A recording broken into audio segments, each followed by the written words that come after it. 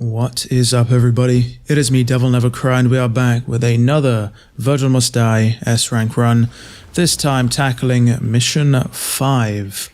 Another V-specific mission. We kick things off with a pretty dicey encounter with a bunch of riots here, and you got to be really careful on this difficulty with these enemies, because give them an inch and they'll take a mile. If you let them start an attack animation, they'll probably tag you as you're attempting to tackle one of the other demons that are currently adjacent, which is why you'll see I'm trying to aim the camera away so I have as little of them on screen as possible, so that they don't start attack animations whilst I'm focusing on taking one of them down.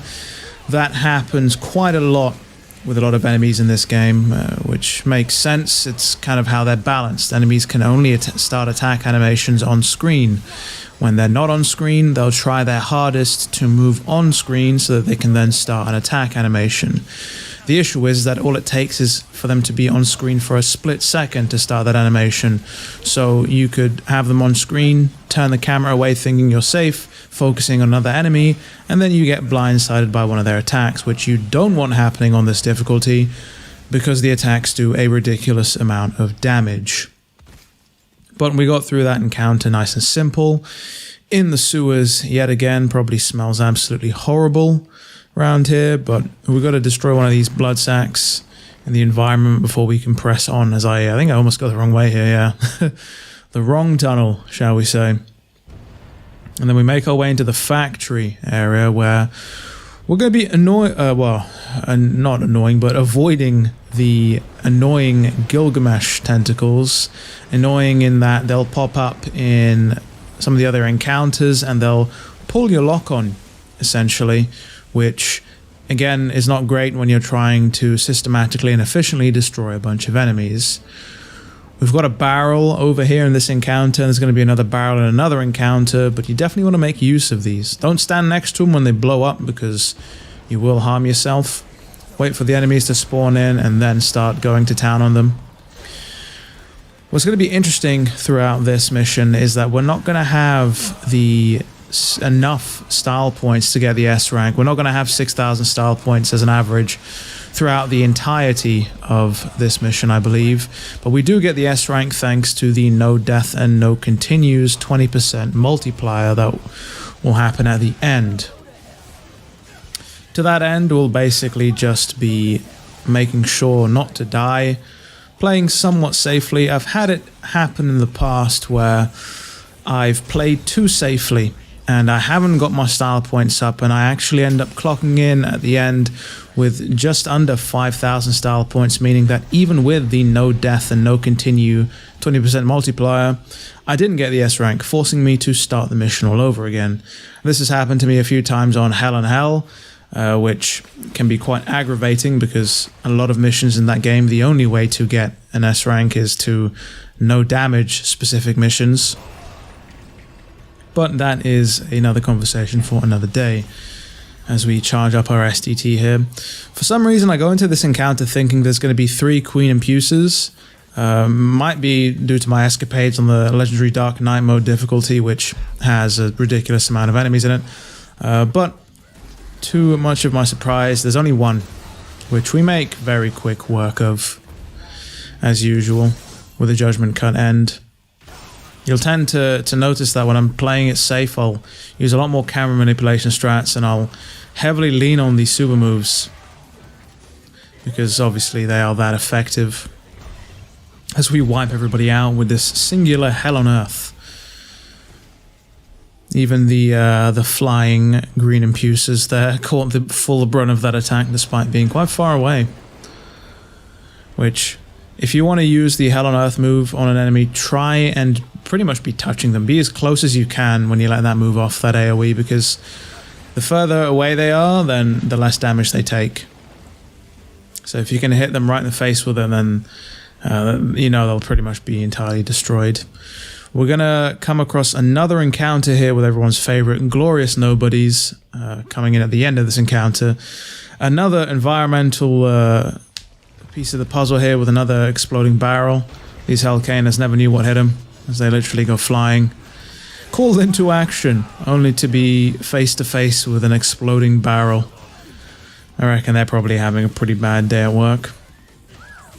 But the boss at the end of this mission, Cavaliere Angelo, and that godforsaken Gideon horse, which loves to slow down time. We're going to be making full use of the World of V move that I talked about in the previous video, where the summon animation for Nightmare, once you have a full bar of concentration, or at least the highest level, does a pretty good chunk of damage.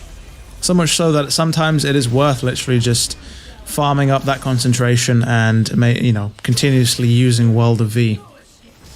It's free damage. You got a bunch of iframes as well, so, you know, what's not to love about that move? As we, again, hit this enemy with a full Hell on Earth. And I think at this point I might have been able to just get that style point ranking all the way up to the 6,000 threshold, as I don't know where I'm going here.